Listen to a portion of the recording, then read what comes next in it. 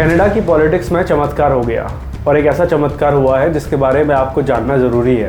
दरअसल इससे ये भी पता चलता है कि अगर एक पार्टी अपने नेतृत्व में बदलाव करती है तो उससे कितना बड़ा फ़ायदा उस पार्टी को होता है। यानी अगर कांग्रेस पार्टी कनाडा इलेक्शन को अच्छे से स्टडी करे तो शायद उसका कुछ भला हो जाए। अब मैं ऐसा क्यों कह रहा हूँ, दरअसल आपको बताता हूँ। कनाडा में लिबरल्स वापस जीत गए हैं। लिबरल्स 168 सीट पर फिलहाल आगे बताए जा रहे हैं और वो लिबरल्स जो जस्टिन ट्रूडो के नेतृत्व में जनवरी के महीने में 24 पॉइंट्स पीछे चल रहे थे कंजर्वेटिव्स से, पियर पोलिवेयर से, और आज वही लिबरल्स वापस सरकार में आ गए हैं। तो आखिर कैसे हुआ ये बदलाव? आखिर कैसे कंजर्वेटिव्स हार गए जीता चुनाव और कैसे लिबरल्स ने इतिहास की सबसे बेहतरीन वापसी करके दिखा दी?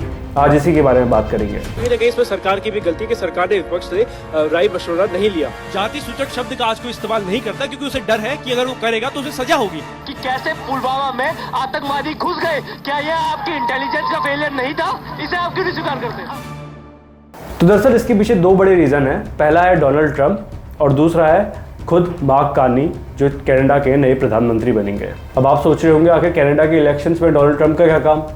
दरअसल कनाडा का इलेक्शन तभी से चेंज हुआ जब से डोनाल्ड ट्रंप वापस अमेरिका की सत्ता में आए और उन्होंने कनाडा को यूएस का 51st स्टेट बनाने की बात कहनी शुरू की। यानी ट्रंप साफ साफ कह रहे थे कि कनाडा को एक देश बने रहने का कोई हक नहीं है, कनाडा को यूएस का 51st स्टेट बन जाना चाहिए। अब ये बात कैनेडियंस को बिल्कुल पसंद नहीं आई, जिसका खामियाजा कनाडा के कंजर्वेटिव लीडर पियर पोलिवेयर को भुगतना पड़ा। दरअसल पोलिवेयर और ट्रंप में काफ़ी समानताएं कनाडा के लोग देख रहे थे। उन्हें लग रहा था कि इनके रेटोरिक एक जैसे होते हैं, ये दोनों कंजर्वेटिव ही हैं। लेकिन आप उनको डीपली स्टडी करेंगे तो आप ये देखेंगे कि पियर पोलिवेयर और डोनाल्ड ट्रंप में बहुत सी असमानताएं भी है। डोनाल्ड ट्रंप कई ज़्यादा कंजर्वेटिव है बजाय कि पियर पोलिवेयर से, मगर फिर भी कनाडा की जनता, जिन्हें सालों से एक लिबरल जनता माना जाता है, जिन्हें माना जाता है कि सबसे ज़्यादा प्रोग्रेसिव अगर कहीं रहते हैं तो कनाडा में रहते हैं, उन लोगों ने पियर पोलिवेयर की ट्रंप से थोड़ी बहुत समानताएं भी जो थी वो भी उन्हें पसंद नहीं आए और उन्होंने पियर पोलिवेयर को सबक सिखाने का मन बना लिया। तो यानी जनवरी के महीने में पियर पोलिवेयर जस्टिन ट्रूडो से 24 पॉइंट की लीड पे थे सर्वेस के अनुसार, लेकिन अब वो आते आते मार्क कार्नी से चुनाव हार गए। दूसरा बड़ा रीजन है मार्क कार्नी का खुद का। दरअसल मार्क कार्नी पहली बार चुनाव लड़ रहे हैं और उनका नॉन पॉलिटिकल बैकग्राउंड रहा है। उन्होंने ब्रेग्जिट के बाद ब्रिटेन को उभरने में, इकोनॉमिक पॉलिसी बनाने में उनकी मदद की। इससे पहले भी उन्होंने इकोनॉमिक्स के क्षेत्र में ही काम किया है। उनका ये नॉन पॉलिटिकल बैकग्राउंड और डोनाल्ड ट्रंप के खिलाफ उनका कड़ा रवैया ये कैनेडियंस को बहुत पसंद आया, जिसकी वजह से मार्क कार्नी ने पूरा वोट शिफ्ट कर दिया लिबरल्स के प्रति, जो जस्टिन ट्रूडो की अनपॉपुलैरिटी की वजह से दूर चला गया था लिबरल्स से। तो रिजल्ट्स क्या कहते हैं और आगे क्या रास्ता दिख रहा है कनाडा के लिए? तो दरअसल अभी साफ साफ दिख रहा है कि लिबरल्स 165 से ज़्यादा सीटें लाएंगे।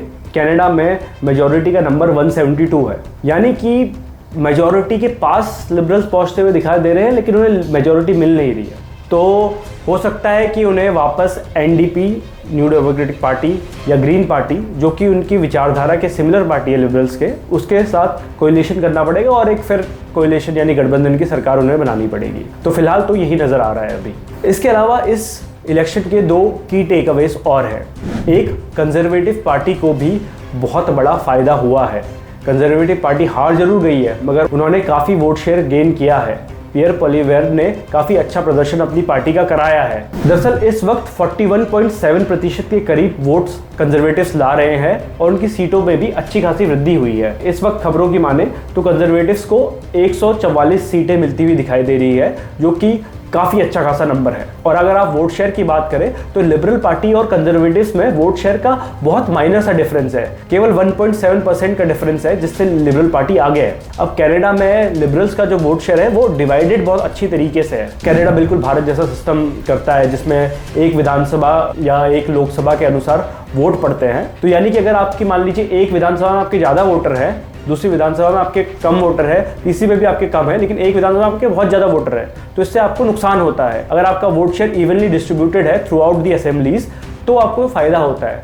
तो यही लिबरल्स का कनाडा में वोट शेयर है जो डिस्ट्रीब्यूटेड बहुत अच्छा सा है, तो सीट कन्वर्जन जो होता है उनका वो बेटर होता है बजाय कि कंजर्वेटिव से। इसी वजह से 1.7% की छोटी सी लीड होने के बावजूद लिबरल्स नंबर्स में बहुत अच्छा कर रहे हैं कंजर्वेटिव से। दूसरा बड़ा की टेक अवे इस इलेक्शंस का अगर किसी के लिए है तो वो जगमीत सिंह के लिए है। ये वही आदमी है जिसे प्रो खालिस्तान बताया जाता है, जो न्यू डेमोक्रेटिक पार्टी यानी एनडीपी का लीडर है। इनकी पार्टी एक तरीके से धाराशायी हो गई है। ये 25 के करीब सीटों में थे और अब ये लोग 5 के करीब सीटें इनको मिलती हुई दिखाई दे रही हैं। इसका रीज़न क्या रहा? इसका रीज़न रहा कि ये लोग जस्टिन ट्रूडो के साथ कोएलिशन गवर्नमेंट में थे। जस्टिन ट्रूडो की गवर्नमेंट काफ़ी अनपॉपुलर हुई, जस्टिन ट्रूडो को रिजाइन करना पड़ा।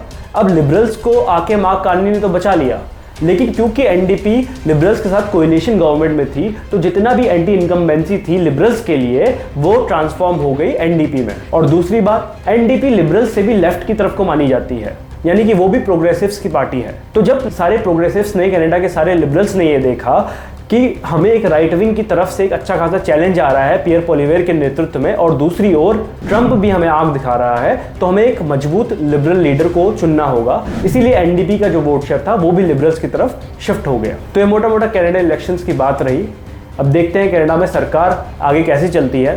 प्रॉमिसेस तो बहुत किए हैं मार्क कार्नी ने। उन्होंने बोला है कि वो इकोनॉमी को वापस ट्रैक पर लेकर आएंगे, रोजगार नए पैदा करेंगे कनाडा में, और डोनाल्ड ट्रंप से आंख मिलाकर बात करेंगे। धन्यवाद।